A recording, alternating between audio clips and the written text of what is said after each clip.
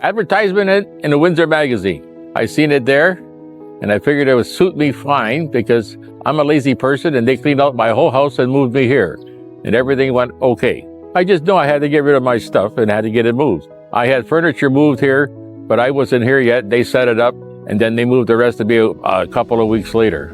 Not my first move.